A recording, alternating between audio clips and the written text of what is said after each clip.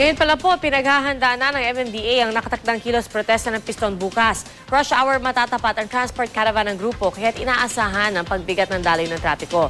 May ulat on the spot si Steve Dailisan. Steve?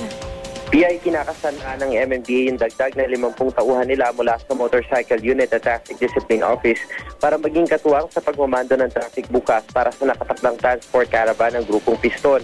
Mula Quezon City Circle hanggang DOTC office sa Ortigas, escortan daw sila o escortan daw nila yung mga tsuper na magpoprotesta. Ayon nga kay MMDA Assistant General Manager for Operations Attorney Emerson Carlos, maglalaan sila ng designated lane sa mga lalahok na tsuper para hindi makaabala sa traffic.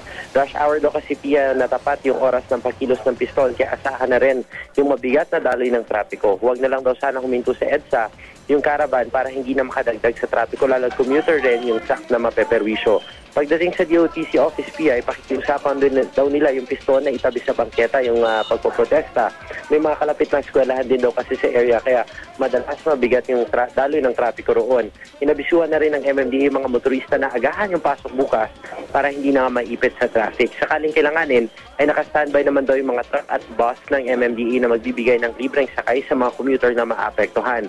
Samantala, batid naman daw ng DOTC yung karapatan ng piston na magkilos protesta at malaya raw nila itong magagawa. Sa ngayon, may mga ginagawa na raw aksyon ng DOTC kaugnay sa reklamo ng grupo pero mas magiging konkreto raw ito kapag formal nang nakaupo sa pwesto si incoming Secretary June Abaya. Yan muna ang pinakasaryong balita mula rito sa Quezon City. Balik sa Pia. Maraming salamat, Steve Dailisan.